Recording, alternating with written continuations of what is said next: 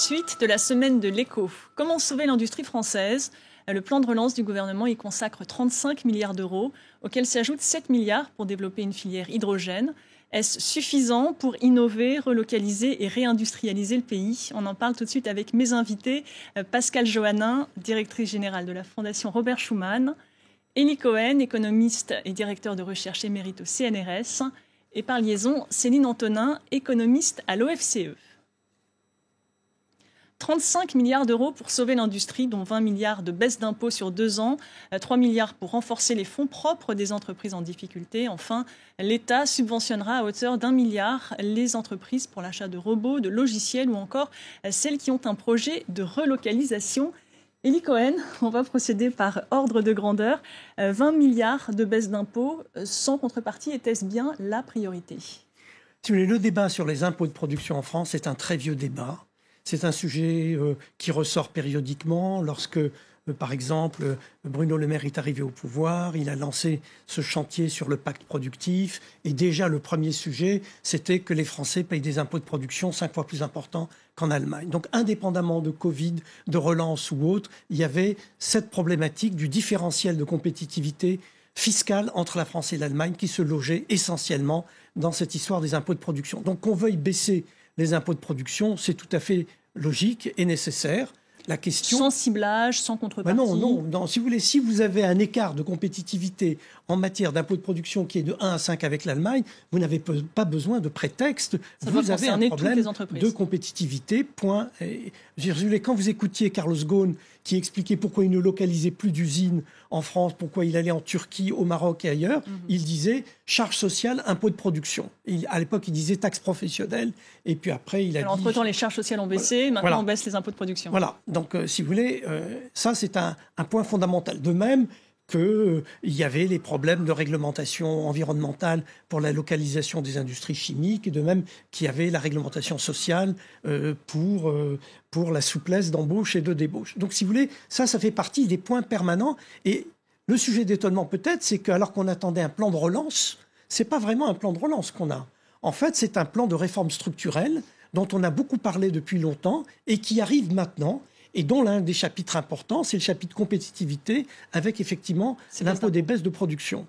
Donc, et alors justement, sur les 3 milliards pour aider les fonds propres des entreprises en difficulté... Alors ça, c'est un sujet plus contentieux. Ça semble petit à côté. Voilà, à mon avis, et d'ailleurs je l'ai déclaré publiquement, si on dit que l'un des effets de la crise du Covid, ça va être un tsunami sur les PME, PMI, des secteurs de la restauration, de la distribution, de l'événementiel, du culturel, etc., comment, avec 3 milliards, on va à la fois restructurer le bilan de ces entreprises, effacer une partie de leurs dettes, les recapitaliser? À mon avis, là, 3 milliards, c'est très petit bras, c'est pas à la hauteur de l'enjeu. Il faudra sans doute que le gouvernement en remettre un peu plus. D'ailleurs, il s'est dit prêt à remettre au pot si nécessaire. Tout à fait, donc il a déclaré sa très grande flexibilité et sa très grande disponibilité, et à mon avis, c'est bien vu, mais peut-être que dès le départ, le 3 milliards était sous-dimensionné. Céline Antonin, même question, cette baisse d'impôts, était-ce la priorité ? Et plus globalement, est-ce que ce plan est équilibré entre entreprises, ménages, court, long terme ?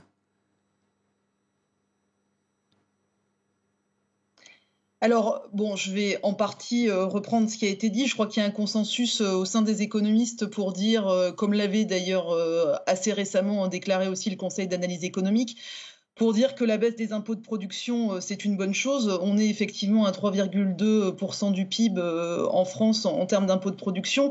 On est au double de la moyenne européenne. En plus, taxer la valeur ajoutée ou le chiffre d'affaires, c'est pas une bonne chose. Donc taxer les bénéfices, c'est bien mieux. Ça, on est d'accord. Après, il y a une question qui se pose, c'est la question du financement. Là, on part sur une mesure qui va représenter 10 milliards d'euros par an, donc sur 2 ans, 20 milliards d'euros. Et donc, c'est une mesure qui est pérenne.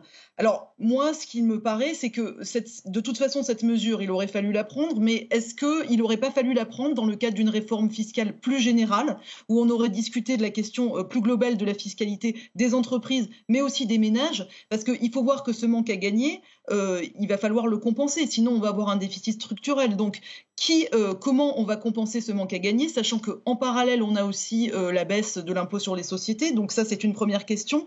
Et sur la deuxième question que vous posez, donc la question question d'un plan de relance qui n'est pas vraiment conjoncturel, en fait, enfin, qui n'est pas forcément équilibré. Là, on voit bien qu'on est dans du structurel et on n'est pas dans du conjoncturel. Là, il me semble que quand on parle de relance, on voudrait se projeter à horizon de 3 mois ou de 6 mois et pas à horizon de 5 ans. Donc, je pense que c'est un plan qui est très axé sur l'offre et l'investissement à moyen terme. Mais quand je vois, par exemple, ce qui est fait en Allemagne avec une baisse de la TVA donc, qui représente 20 milliards d'euros, c'est vrai que je me dis, là, on fait aussi quelque chose pour insuffler de l'air à l'économie tout de suite. Et c'est vrai qu'à l'heure où on parle beaucoup de l'épargne accumulée des Français, donc des Français et d'ailleurs dans d'autres pays, cette épargne qui a été liée à l'impossibilité de consommer, c'est vrai que ça aurait été peut-être bien de penser aussi à ce genre de mesures de consommation qui ont un impact immédiat à côté d'autres mesures plus structurelles, mais qui peut-être auraient pu faire l'objet d'un autre plan et pas forcément d'un plan de relance. Et sur la question enfin des fonds propres des entreprises, effectivement, je regrette que ce soit que 3 milliards, alors que c'est sans doute aussi une mesure qui aurait pu être une mesure d'urgence et qu'on aurait plus attendu dans un plan de relance, en tout cas avec une ampleur plus importante. Pascal Johannin, on entend des différents plans d'aide au niveau européen. L'Allemagne a favorisé la demande, là où la France peut-être plus les entreprises. Quelle coordination? Est-ce que c'est 27 plans nationaux et non pas un plan général? Alors, il y a 27 plans nationaux puisque chaque État décide en fonction de l'état de son économie où est-ce qu'il a eu des besoins les plus urgents. Mais tout ceci va quand même être lié à ce qui va se passer au niveau européen, puisque sur les 100 milliards qui sont annoncés par le gouvernement français, ils en attendent 40 de l'Union européenne. Alors, moi, je vais vous parler du plan de relance européen, ces 40 milliards. Ces 40 milliards, aujourd'hui, sont discutés. C'est une proposition qui a été faite par le Conseil au mois de juillet. C'est actuellement discuté au Parlement européen. Sur le plan de relance en lui-même, le Parlement européen n'a pas vraiment d'obstacles sur ce qui a été décidé, mais ils ont quand même un certain nombre de critères et de piliers sur lesquels ils aimeraient voir tous les États membres qui vont leur soumettre en effet ces plans de relance avoir une certaine coordination, tout de moins tirée dans le même sens. Parce que l'intérêt de ce plan de relance ou de ces plans de relance, c'est quand même de servir l'économie des pays européens qui sont quand même challengés par des acteurs extérieurs. Et donc, c'est quand même reprendre un petit peu de poids sur la scène internationale par rapport à des acteurs chinois. Il va y avoir une réunion lundi avec les Chinois. Les Américains, post-élection, on va voir comme ça, tout ça va évoluer. Et donc, c'est pour tirer dans le même sens. Donc, il y a des critères, il y a des secteurs. Mais c'est actuellement en discussion. Ça sera décidé dans une première mouture le 16 septembre, mais ça ne sera validé que le 16 octobre. Et dans le sens européen, pour reparler de ce que disait Sylvie Antonin, il y a des mesures d'immédiateté qui sont attendues, bien évidemment, parce qu'il y a des besoins immédiats, mais il y a aussi peut-être un besoin, parce que c'est lié au cadre financier pluriannuel de l'Union européenne, ce plan de relance, à des mesures qui vont avoir des effets sur le plus long terme, parce que si on parle de transition écologique ou de transition numérique, qui ne font pas de débat au sein de l'Europe, c'est de vérifier quand même peut-être que c'est pas tout sur des points maintenant, mais c'est pour se donner un avantage compétitif dans le futur et sur des mesures qui seront sur le long terme. Alors, il y a un autre volet de ce plan, c'est plus le volet transition écologique, vous en avez un petit peu parlé, l'hydrogène, qui apparaît comme une filière dans laquelle le gouvernement veut investir, 7 milliards jusqu'à d'ici 2030. Vous diriez que c'est à la hauteur de l'enjeu? On sait que l'Allemagne souhaite y consacrer 9 milliards. Non, mais si vous voulez, il y a un immense problème quand on évoque cette question de l'hydrogène. Je me souviens que quand j'étais étudiant, c'était il y a assez longtemps, j'étais allé visiter l'usine de Marcoussis et j'avais déjà vu les piles à combustible. Et à l'époque déjà, on parlait du bel avenir des piles à combustible. Beaucoup d'années après, on n'a pas véritablement avancé. Alors pourquoi? Il y a plusieurs problèmes qui sont soulevés. On n'a pas très bien réussi à adapter l'hydrogène aux véhicules automobiles.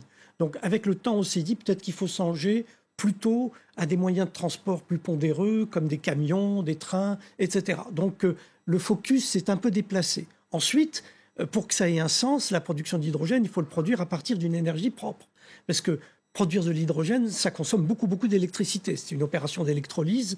Et donc, si vous produisez de l'hydrogène à partir de l'électricité carbonée allemande, ça n'a pas de sens. Donc il faut, avant ça, que vous ayez largement décarboné votre bilan énergétique. Alors ça plaide pour la France, puisque nous avons un très bon bilan carbone grâce au nucléaire. À ce moment-là, vous avez une objection des écolos qui vous disent le nucléaire, c'est pas vraiment...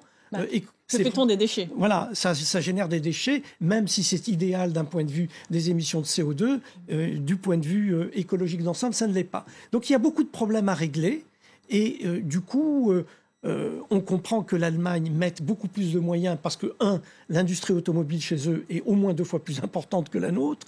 2, l'automobile est au cœur du modèle industriel allemand et l'Allemagne n'a pas connu le processus massif de désindustrialisation que nous avons connu. Donc qu'ils mettent, eux, le paquet, c'est absolument vital. Ceci étant, comme toujours, en Europe, tout finit par une histoire d'Airbus. Les Européens vont avoir à trancher la question de savoir s'il va y avoir un Airbus des piles à combustible à base franco-allemande. Céline Antonin, faut-il le croire, un Airbus de l'hydrogène, on le voit, hein, c'est coûteux et ça prend du temps.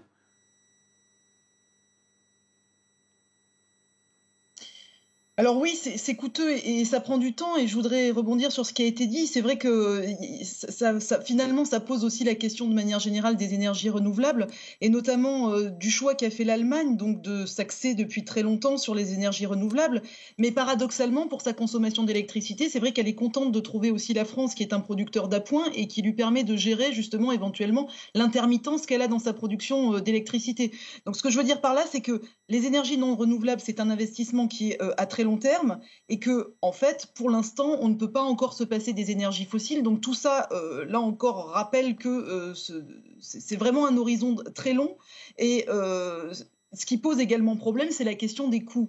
Parce que donc l'hydrogène vert dont on parle et qui est produit à partir des énergies renouvelables, il restera toujours plus cher pour l'instant que celui qui est produit par le gaz naturel et pour une longue période. Et donc, il devrait être subventionné. Et donc, c'est vrai que ça pose aussi la question du coût de l'énergie et du coût auquel on veut payer son énergie, puisqu'actuellement, je rappelle que quand même la facture de l'électricité, elle est le double pour les ménages allemands de ce qu'elle est pour les ménages français. Donc là encore, il y a vraiment une réflexion sur les coûts. Et c'est vrai que c'est une question, une transition qui est très longue. Donc là, je rejoins ma réflexion précédente, c'est-à-dire que je m'étonne un peu, même si c'est évident qu'il faut combiner dans un plan de relance des mesures structurelles et conjoncturelles, c'est vrai que là, c'est vraiment du structurel à très long terme. Donc on ne peut pas non plus tout miser là-dessus. Et par exemple, je regrette un peu que dans ce plan, il n'y ait pas davantage d'investissements qui aient été prévus en matière de santé, parce que la santé, c'est quand même ce qui a déclenché la crise qu'on connaît actuellement. Et c'est vrai que je trouve que c'est un peu mince et un peu en retrait par rapport à ce qu'on aurait pu attendre. Merci beaucoup. On vous a entendu, Céline Antonin. Merci à tous les deux d'avoir participé à cette émission. Merci à Agnès Le Cossec de m'avoir aidé à la préparer. L'information continue sur France 24.